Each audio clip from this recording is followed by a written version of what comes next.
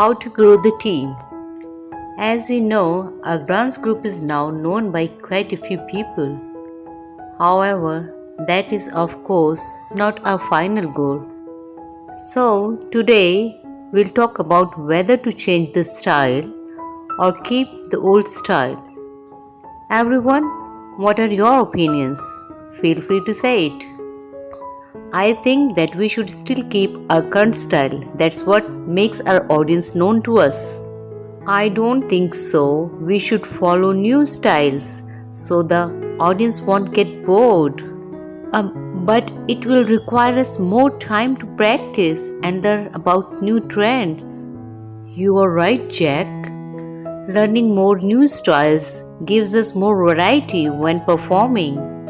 We also may grow ourselves when studying a new style. Should we recruit new members for our crew? That's a good idea, Kevin. Okay, Kevin, you are right. But I think I'll still keep the old style when dancing. I have no time to learn a new dance. Yes, we always respect you and what you have done for our group.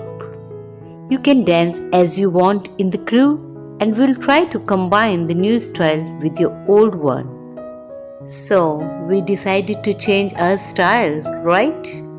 Yes, Tony. Okay, Kevin, you help me to invite new members to our crew. No problem, Tony. I will learn about other styles for our crew on the internet. I can help Kevin recruit new members. Thanks, Jack. Also, I can also explore styles that may suit us with you, Tony. It's great, Kevin. Thank you. So, will we practice this afternoon? Of course, Jack. Now we should go home and do the task I mentioned.